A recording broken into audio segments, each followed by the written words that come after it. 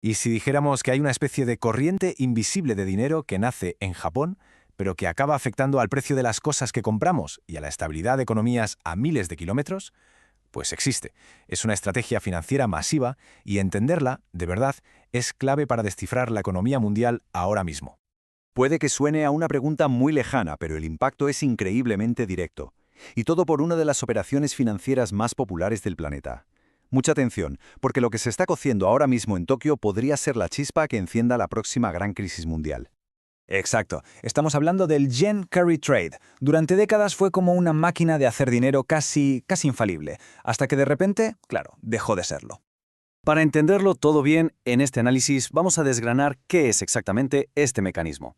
Veremos su espectacular colapso en 2024 y, lo más importante, descubriremos cómo una nueva líder en Japón está, quizás sin quererlo, preparando el terreno para la siguiente gran tormenta financiera. Venga, vamos al lío. Vamos a analizar esto. El concepto, que a veces se conoce como la bicicleta financiera, en el fondo es bastante sencillo, pero sus consecuencias son enormes. La idea es muy simple. Se pide dinero prestado donde es súper barato, donde los intereses son casi cero, como en Japón, y ese dinero se invierte donde te pagan intereses mucho más altos, como por ejemplo en Estados Unidos. La ganancia es simplemente la diferencia. Y durante décadas, Japón fue la fuente mundial de ese dinero casi gratis.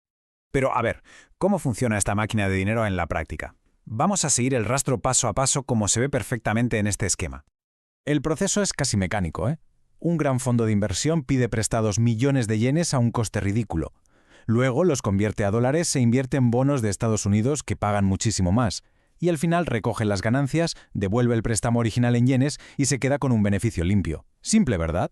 Pues durante años parecía una apuesta infalible. Vamos a verlo con números que se entiende mejor. Pedir prestado 10 millones de yenes cuesta solo unos $100 al año. Invertir ese mismo dinero en bonos de EVV genera unos 425, o sea, una ganancia neta del 4,15% prácticamente sin riesgo aparente. Ahora, imaginemos esta misma operación pero con miles de millones. Nos podemos hacer una idea de la escala de la que estamos hablando. Pero claro, toda apuesta, por muy segura que parezca, tiene un riesgo. Y en 2024 el mundo descubrió cuál era el punto débil del carry trade. El problema de que una operación sea tan masiva es que cuando algo sale mal, el impacto es igual de gigantesco. Era como el cimiento sobre el que se estaban construyendo todo tipo de inversiones de riesgo, desde tecnológicas hasta criptomonedas. Y ese cimiento de repente empezó a agrietarse.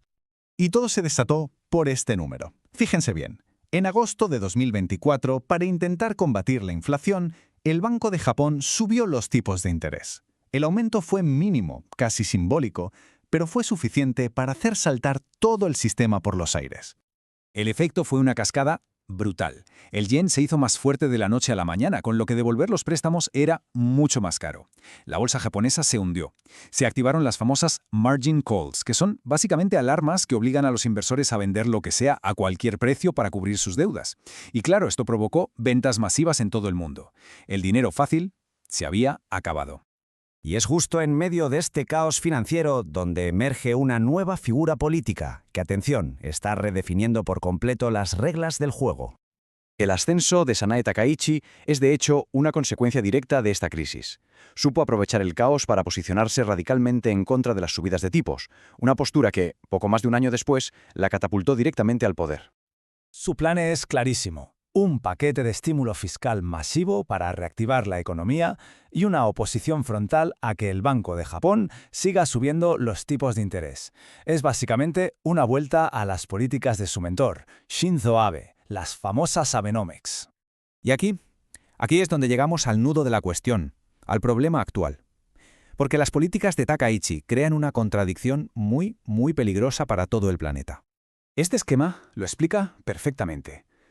Las políticas de Takaichi presionan al Banco de Japón para que no suba los tipos. El resultado, un yen más débil. Y esto, por un lado, reactiva la rentabilidad del carry trade, pero al mismo tiempo inyecta una dosis enorme de riesgo y volatilidad en todo el sistema financiero mundial. O sea que el punto clave es este. A corto plazo, sus políticas son una noticia fantástica para los inversores. Un yen débil significa que el carry trade vuelve a funcionar a pleno rendimiento. Pero a largo plazo, los riesgos son gigantescos.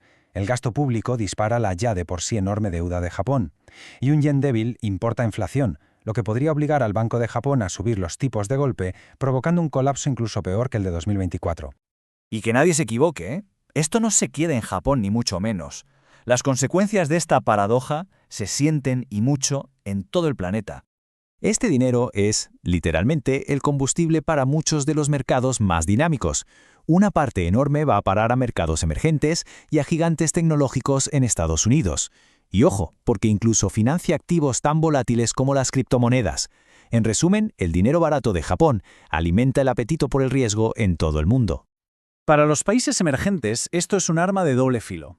Por un lado, reciben una inyección de capital brutal, pero por otro, viven con el miedo constante de que ese dinero desaparezca de la noche a la mañana.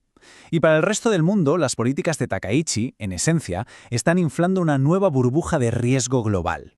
Todo esto nos lleva a la situación actual, un pulso, una lucha de poder muy tensa entre el gobierno y el Banco Central en la tercera economía más grande del mundo.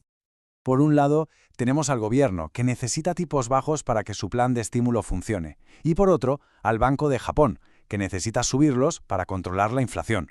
Son dos fuerzas que van en direcciones opuestas, y el resultado de este choque no solo decidirá el futuro de Japón, sino que podría determinar la estabilidad financiera de todo el planeta.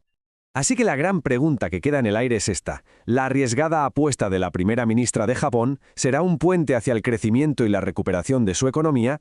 ¿O por el contrario está simplemente encendiendo la mecha de una bomba de relojería financiera que está a punto de estallar a escala mundial?